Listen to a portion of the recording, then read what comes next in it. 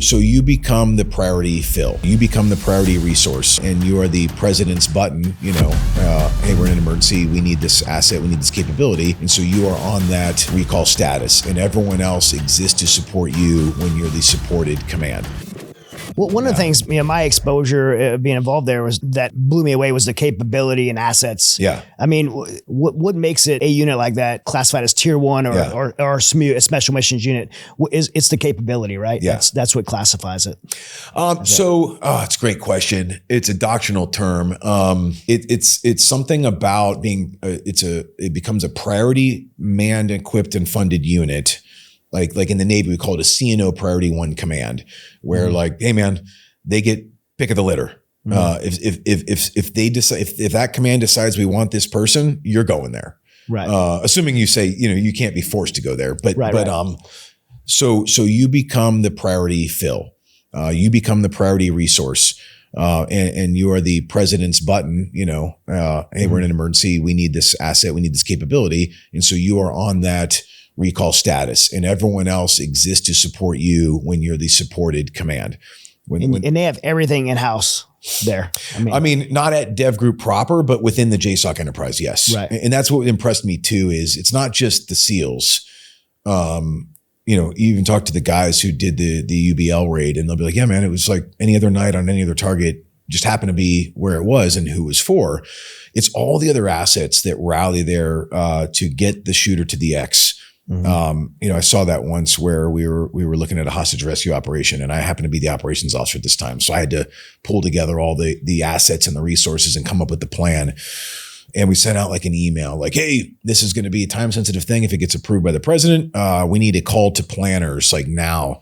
And like within 24 hours, you had all these other components of the community all come to Virginia Beach in this massive planning conference, like the best in the world at everything, right? At flying ISR, at flying helos, at heavy movement, lift capabilities, operators, technicians, support, everyone, and their best are all in this room, like looking at me like, okay, let's go. You're like, oh my gosh, like this is intimidating. Yeah. But it was so awesome to just be a part of that and say, okay, you're the best at this, you're the best at this, you're the best at this, you're the best at this. Let's come together, come up with a cohesive plan that involves all of us that is a manageable risk. And we think is a good proposal to send forward to say, yeah, we think we can do this or not. Yeah. Yeah. It's super fun. Yeah. It's incredible. I mean, like I said, I've never been at CAG, but I don't know any other place that I've been exposed to that has that level of expertise, capability, resources. I mean, it's amazing. Even one time I was down there and they were doing a motorcycle course. Yeah. And they had Jeremy McGrath. Yeah. At the time was like the world motocross champion down there. Like, it's like, oh yeah. It's funny, man. You joked at the beginning, like we won't say it by the other name. The secret's out. Everyone knows who they are. So there's some name brand advantages there to being there too, because people like that want to be a part of it. And so when someone from that command calls you, if you're the world expert in fill in the blank, whatever. Yeah. And they're like, hey, we're exploring this new capability. We'd love to learn from you because you're the best, whatever, motorcycle rider or big wave surfer, in a jet ski or something. And we need to learn that, what you've learned. They love to help there. And so we end up, that command ends up getting a lot of world-class experts to just help out, which is super fun. Yeah, that's crazy. That's crazy. It's pretty amazing. What everybody wants to hear, me included, is there within your ability to talk about it, is there an operation that you could share that just kind of highlights how amazing the man you led? Yeah. I've talked a little bit about it's not even that. I think what's so amazing is the creative problem solving that I've seen at that command, and this idea to go against conventional norms, to think through creative solutions to problems, and their willingness to say no if, hey man, this exceeds our risk threshold. Or so important. Yeah, dude. Wyman Howard used to say it so well. I love this. He was the DEVGRU commander once, and then he was our admiral. And he used to say, if you can't say no, your yes means nothing.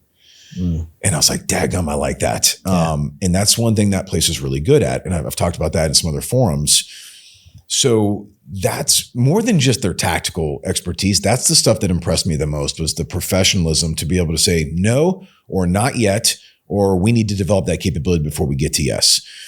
The operations themselves, mirroring what those guys said about the UBL rate, half the time you're like, okay. I mean, it's so smooth because your guys know what they're doing, and they're so creative. They don't let themselves get forced into a scenario that's going to put their life at risk sometimes. Like, obviously they take risks, serious risks. Yeah.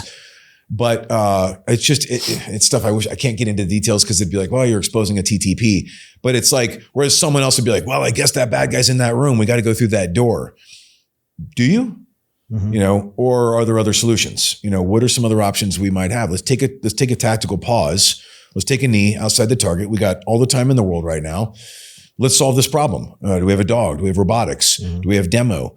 What do we have? What other tools do we have that we can maneuver against this and not get forced ourselves into this like fatal funnel of going through the door and getting shot at, where that enemy is going to pretty much hit who he shoots at.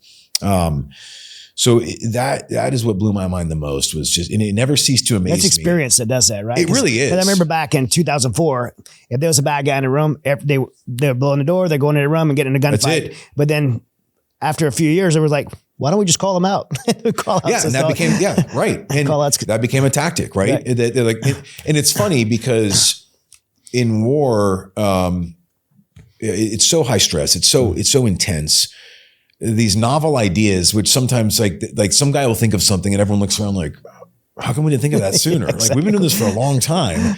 It's hard to put yourself in the shoes of a warfighter and realize that, hey man, when bullets are flying, like, your brain doesn't have a lot of free space to go through creative thought processes here. It's very it's a lizard brain. It really whatever is. You input in your limbic system in training, it's going to happen. That's right. You default to let me get on my gun and run toward that.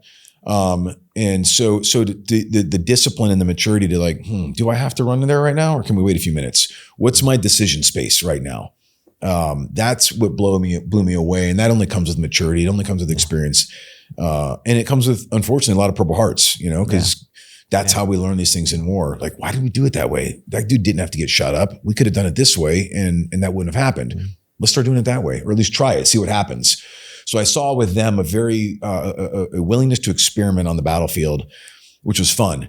And it's fun to be a part of. And you see a very quick evolution. But you said experience. It's not just experience. It's experience coupled with autonomy.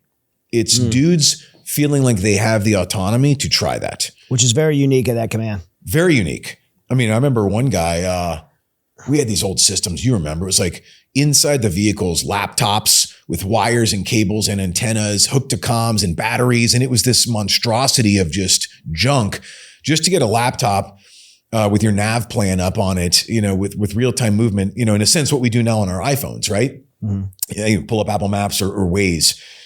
And this was about the time smartphones and iPads were like really hitting the market. And one of our guys was like, why don't we just mount an iPad into these vehicles and get, the software to put a satellite puck up there and track our stuff. It'd be way easier than all this other stuff we've been doing. Someone's like, well, we can't do that. Well, why? Well, because there's a policy against it. Okay. What if we just get a waiver to the policy? And everyone's like scratching their heads like, I guess we could ask. And so he did. He asked, he pioneered this idea of mounting iPads in vehicles. And all of a sudden we just cleaned up our entire nav process, all the equipment that can go, bad in an op, into something that was ruggedized, easy to use. And by the way, you get out of the vehicle, you can just pop it right off and you're not leaving anything behind that's could be compromised. That guy ended up getting out and he's now doing that for like motocross events real time now. Like he has his own company. It's incredible. But just the experience coupled with the autonomy to make decisions, to try new things is what I think makes that place great.